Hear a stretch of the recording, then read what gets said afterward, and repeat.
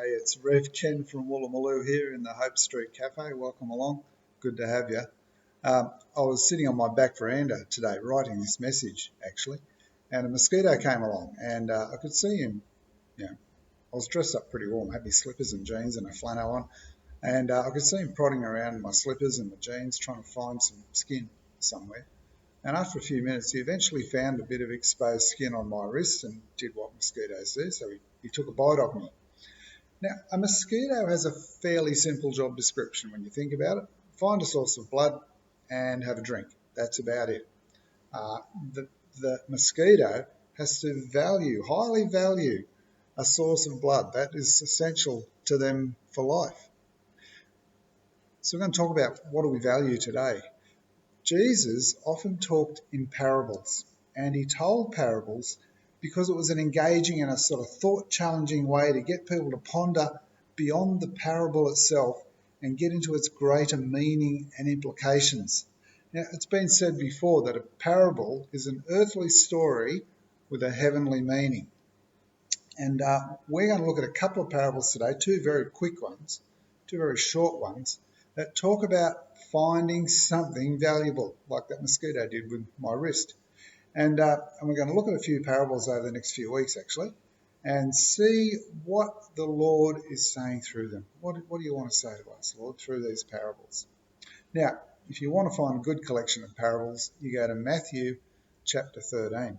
And there, and we're going to look at verse 44 today, and another parable after that, we find the parables of the treasure, the great treasure, the valued treasure, and the pearl of great price.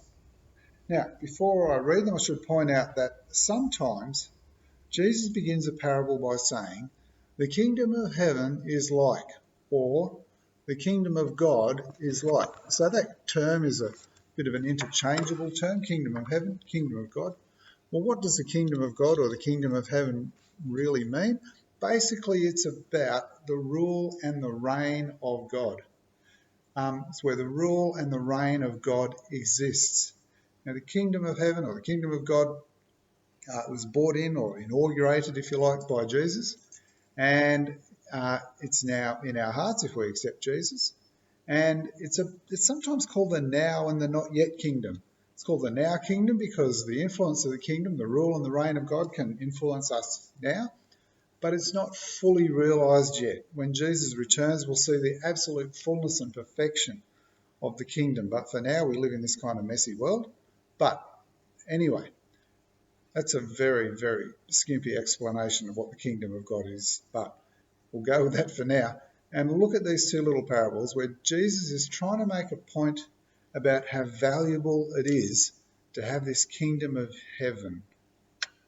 So let's read Matthew 13, verses 44, one verse parable. The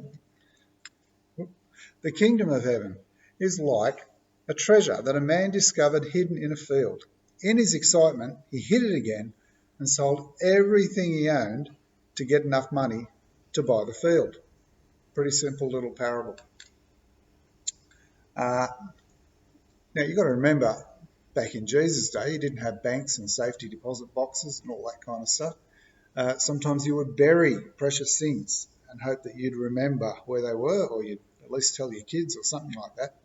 Now, this person that Jesus talks about here is actually not even looking for a treasure, but for some reason he finds it in a field and he realises its immense value, and he runs off straight down to the real estate agent and purchases this piece of land to make it his own, and therefore acquiring this great treasure within it.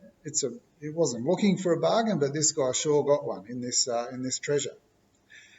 Now, the secret value of what he gained is worth far beyond the obvious value.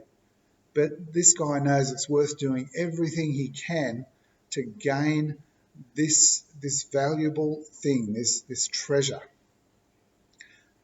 He knows what it's worth, and he does everything to acquire this newly discovered treasure. Now, remember, it's about the kingdom of God, the kingdom of heaven, not about real estate or treasures, really. But Jesus is putting this challenge before his listeners. He's sort of saying, what is your response to finding out how wonderful and valuable it is to be involved and embraced by and live under the rule and the reign of God. So that's the first little parable. The second parable, straight after it, verse 45 of Matthew chapter 13. Again, the kingdom of heaven is like a merchant on the lookout for choice pearls. When he discovered a pearl of great value, he sold everything he owned and bought it. In this little parable, the finder was actually looking for something of value. A bit like my brief encounter with the mosquito. He was looking for something of value. A bloodthirsty thing, but anyway. But in contrast to the bloke who almost accidentally stumbles on that treasure in a field, we have this guy who understands that somewhere, somehow, there is something greater to be had than what he already has in his possession. And he's in the search, he's on the search for this greater thing, this pearl.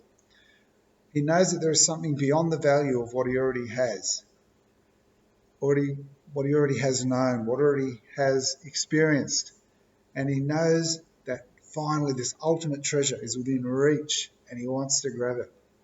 And he sacrifices everything he has to obtain it. Now, the point that Jesus is making here is not so much about what price we'll pay, but do we recognise the supreme value, one could say even the eternal value, of investing all that we are into the kingdom of heaven? So there's a couple of little parables there that Jesus spoke to the disciples, and he's challenging them to deepen their understanding of the kingdom of God, challenging them to understand the supreme value of living under the rule and the reign of God, and challenging them maybe even early in the ministry time that he has here with his disciples to even let go of the things that they value now to gain something much more incomprehensibly more valuable than they can imagine. Now, for us today, maybe we're not even sure what we're searching for, but I hope and pray that the value of living under God's wonderful rule and reign would surprise you and convince you that you want to get in on all that is promised to those who embrace it, and then live under the embrace of God in his kingdom.